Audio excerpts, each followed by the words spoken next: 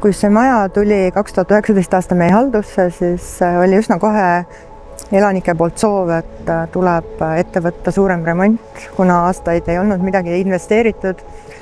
Siis uurisime erinevaid variante, kuidas me saame seda maja korda teha ja KredEx oli üsna esimene valik, kelle poole oli mõistlik pöörduda. 2020 asusime tellima projekti ja üsna kohe kaasasime ka projekti juurde siis tehnilise konsultandi.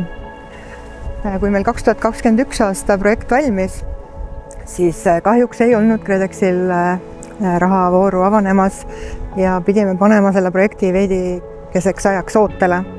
Aga 2023 saime siis esitada taotluse ja saime sellele ka rahastuse. Pärast seda koostasime siis ehitushanke ja viisime selle edukalt läbi ning 2023 aasta lõpus saime siis asuda ehitusega pihta. Konsultant oli meie jaoks siis kõige olulisem inimene, kes siis kogu seda taotlusprotsessi vedas. Tema suhtles otseselt KredExiga, ühistul väga palju muret sellega ei olnud.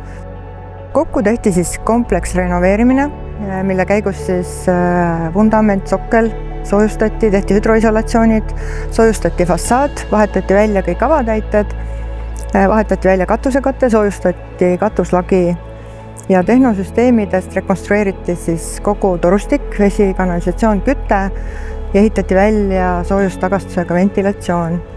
Kõige suuremat energiasäästu kindlasti nendest töödest annab meile siis küttesüsteemi renoveerimine ja kogu fassaadi soojustamine. Need just eriti koostöös tagasid meile täna peaaegu 50% küttearvete vähenemise.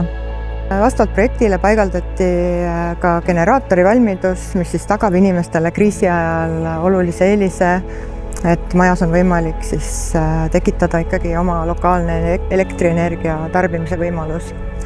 Ja kokkuvõttes, kui enne maja renoveerimist oli majal energiaklass E, siis täna oleme me jõudnud energiaklassi C, nii nagu see projektiga oli ka ette nähtud.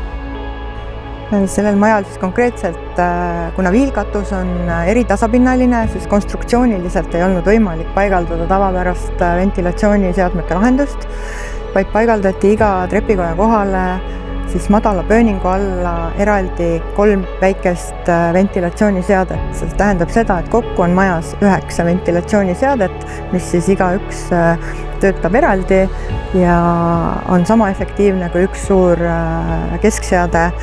Kõige suurem muutus ongi see, et inimeste sisekliima korterites läks oluliselt paremaks, seni puudus igasugune ventilatsioon, küttekulud langesid, kogu maja välisilme muutus, nii et inimestel on siin hea elada.